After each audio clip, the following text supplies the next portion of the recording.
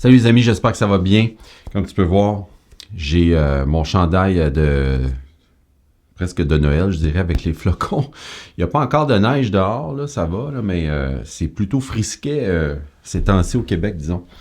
Alors ce matin, j'avais un rendez-vous pour un entretien pour ma voiture et puis je me suis dit, bon, je vais emmener mon téléphone. J'ai un super iPhone 15 qui fonctionne très bien et qui fait de très bonnes vidéos et j'enregistre souvent, là, en fait, mes vidéos, il y en a plusieurs qui sont faites avec mon téléphone et un très bon micro.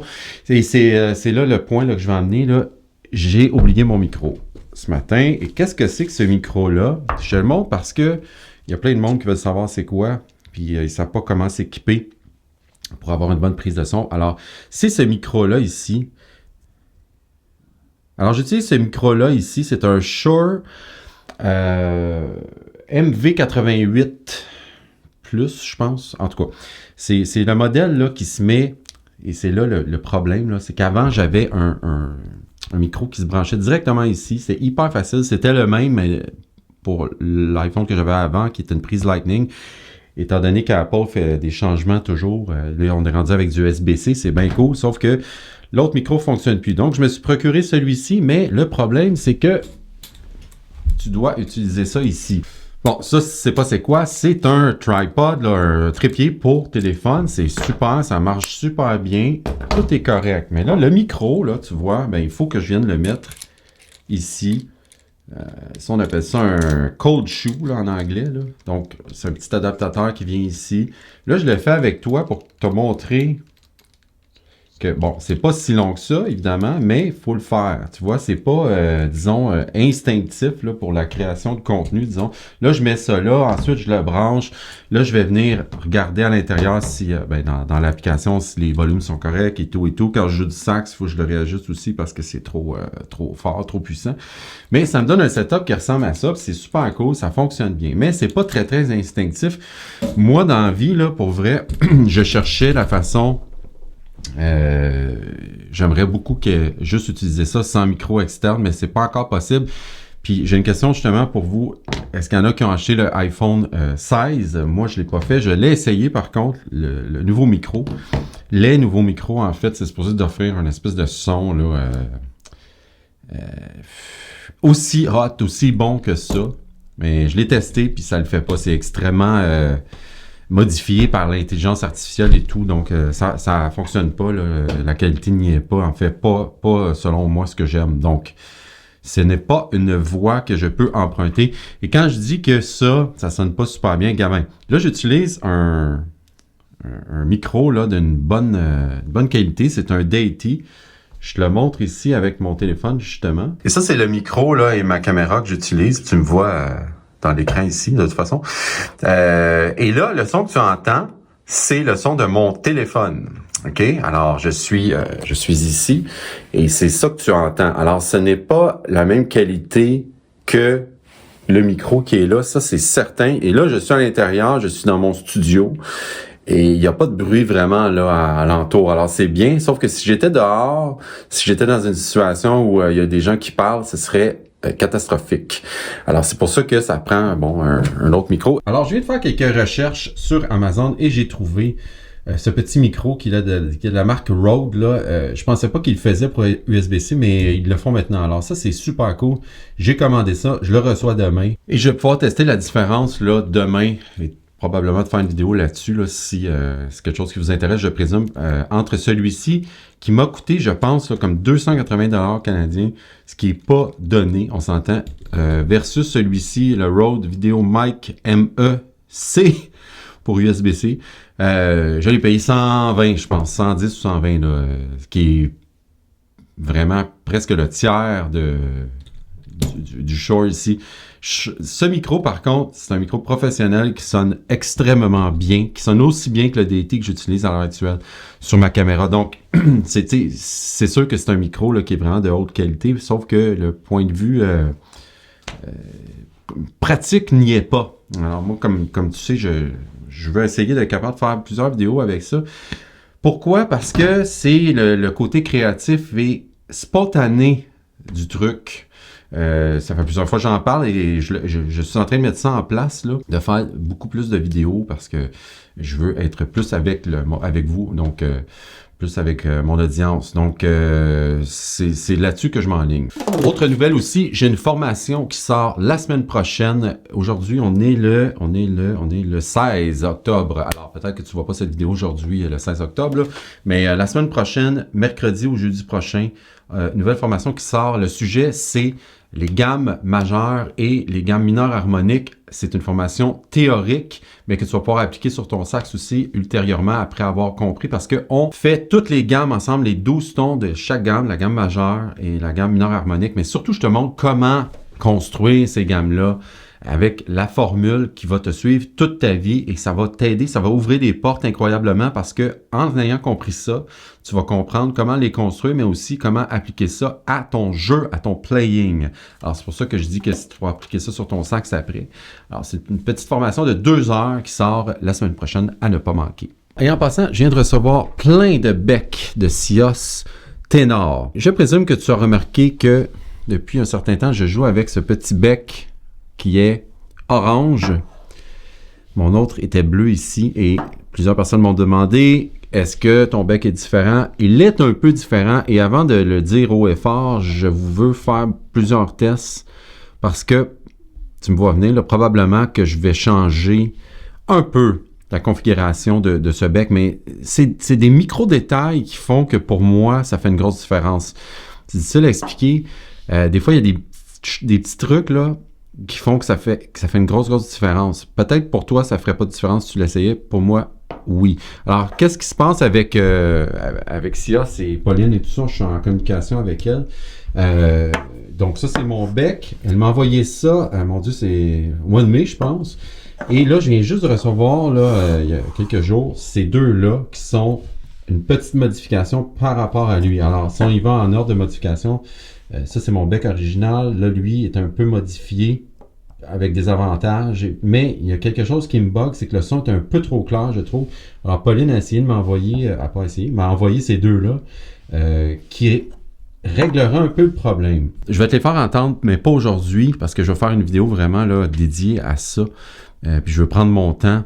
Mais j'ai déjà essayé, là, tu devines évidemment, ces deux-là. Je préfère le son parce qu'ils sont plus mat un peu, mais il me manque un peu d'espace pour envoyer de l'air. Moi, j'aime beaucoup pousser beaucoup d'air, puis des fois, il y a un peu de résistance, mais je vais te parler de ça plus en détail. Là, il y a un dernier truc que je veux te parler aujourd'hui.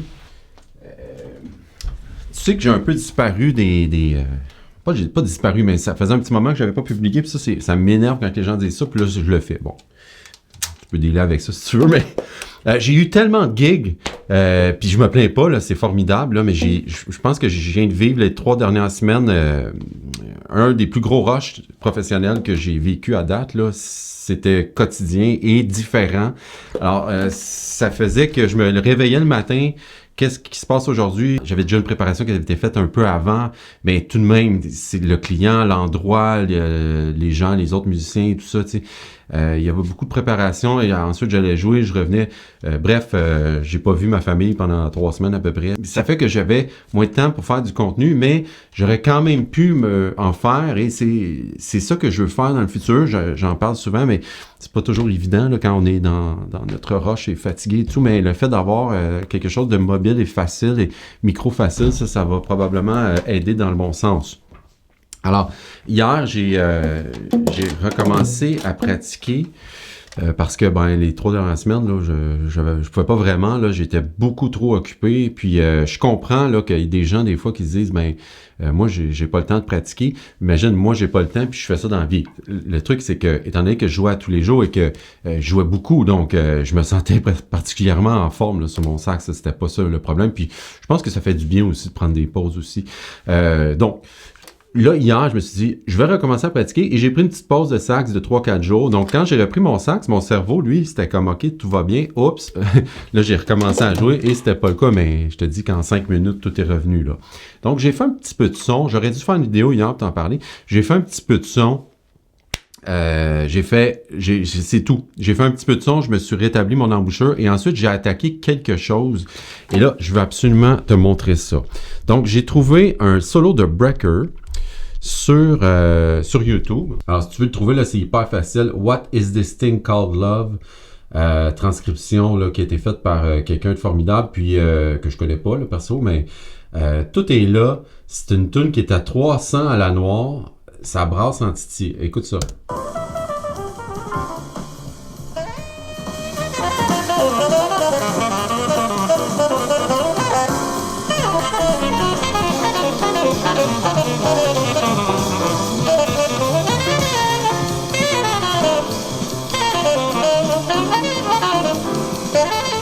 Non, mais sérieux, c'est incroyable. Ça, c'est en 1977. Alors, ça fait longtemps.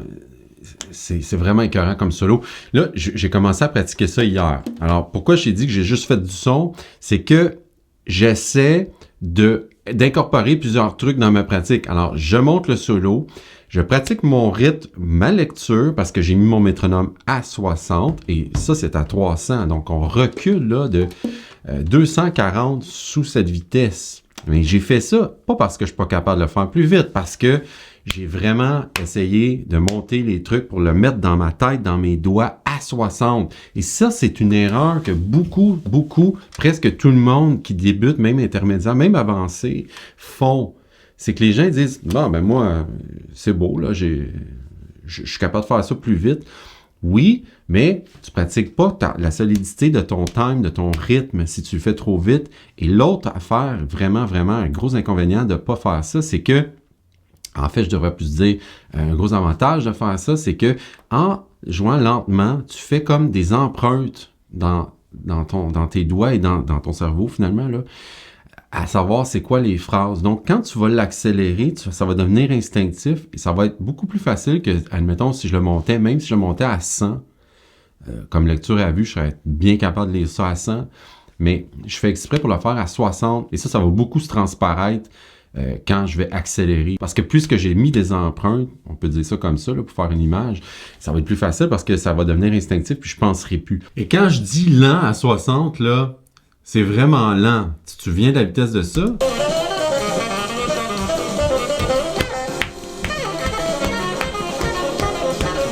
Moi, quand je pratique à 60, ça c'est 60, ça sonne comme ça.